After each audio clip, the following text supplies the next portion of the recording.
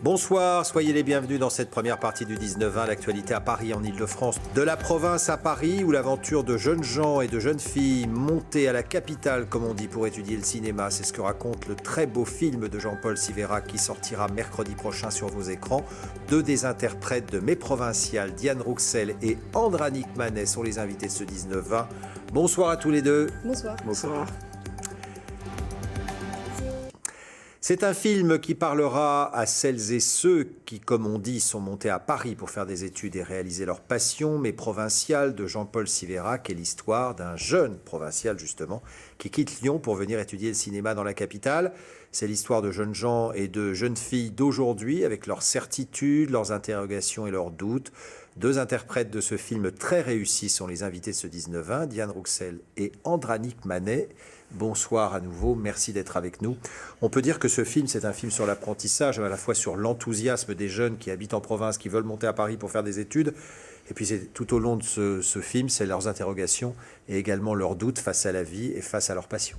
Exactement, ouais. Je pense que c'est très bien résumé. Le film est un roman d'apprentissage au cinéma.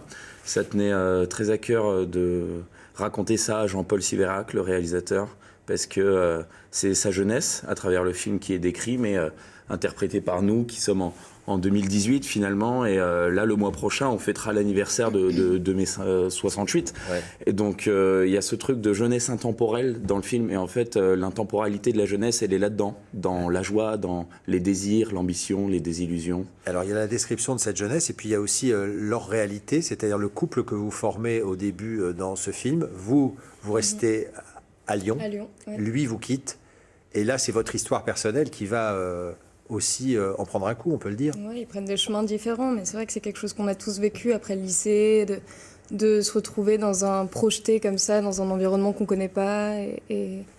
Et c'est pareil pour elle, même si elle reste à Lyon, elle comprend que lui se détache petit à petit, parce qu'il rencontre plein de nouveaux amis, d'amour, Et puis l'ambition professionnelle, en fait, c'est ça qui les sépare. Comme dit le personnage d'Étienne que je joue, il dit le cinéma c'est à Paris. Donc en fait, c'est pas autant qu'il veut laisser échapper de la province, mais plutôt plus se rapprocher du cinéma et de l'art, quoi. On regarde la bande-annonce. Mes Provinciales sort mercredi prochain à Paris. Nous vivions alors dans une époque étrange. C'était un mélange d'activité, d'hésitation et de paresse, d'utopie brillante, d'aspiration philosophique ou religieuse, d'enthousiasme vague, mêlé de certains instincts de renaissance. Je m'en fous des diplômes. Je préfère l'action, je me sens plus utile. Vu l'état du monde, il faut bien faire quelque chose, non? Et vous faites quoi pour ça? Des films? Tu crois ça? Tu crois que les films peuvent sauver la planète? Action! Il y a des moments où on a l'impression que ça existe, hein, que le monde est là, pour nous. C'est des moments comme ça que le cinéma peut faire sentir, non? C'est dur loin de toi, je me sens abandonnée. Tu rigoles, moi aussi je me sens seul ici. Bah oui, mais toi c'est ce que tu veux là, être ici, loin de moi. Étienne Tinan ne se soucie que de son nombril. Ça veut dire quoi, tromper? Si l'autre est pas au courant, par exemple. Est-ce que c'est encore tromper? Tu m'as plus toute fine, tu sais. Je t'attache pas. Il en est pas question. Pourquoi c'est toujours n'importe quoi? Y a personne qui sait être avec quelqu'un? Toi, tu veux quoi? Allez, réponds sincèrement pour une fois. Chaque jour, je vis de foi, de courage, et meurs chaque nuit au feu de l'extase. Alors Andranik, vous êtes Étienne Tinan, le héros de cette histoire. C'est à la fois la passion du cinéma, se réaliser individuellement, mais c'est aussi les questions sur l'époque et sur l'engagement. Il est beaucoup question des thèmes d'aujourd'hui, notamment des ZAD. Exactement, ouais, des ZAD. On voit que c'est un sujet très actuel. Voilà. Tous ces personnages, en fait, dans le film, tous ces jeunes sont habités.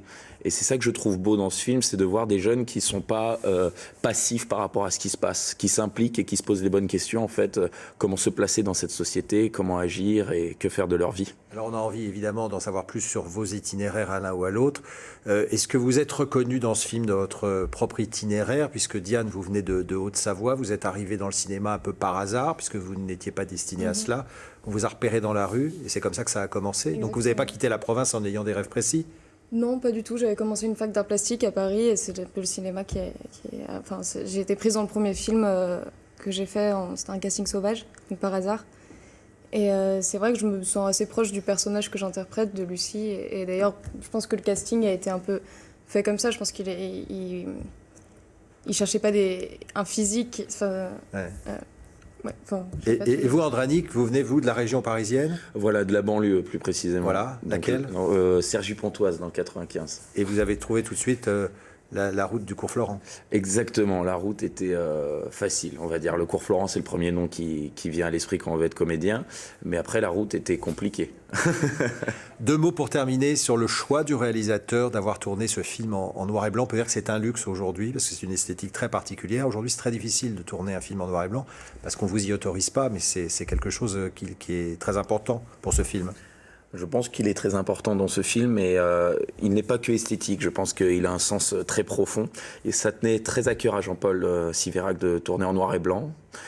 Ce film en particulier, le producteur Frédéric Niedermeyer lui a proposé, et du coup, je trouve que ça rajoute une intemporalité qui est très importante pour le film. Merci beaucoup à tous les deux d'être venus parler de ce très beau film. C'est vraiment un film remarquable, je vous le conseille. Il sort mercredi prochain sur vos écrans. Retrouvez toute l'actualité de votre région sur idf.france3.fr.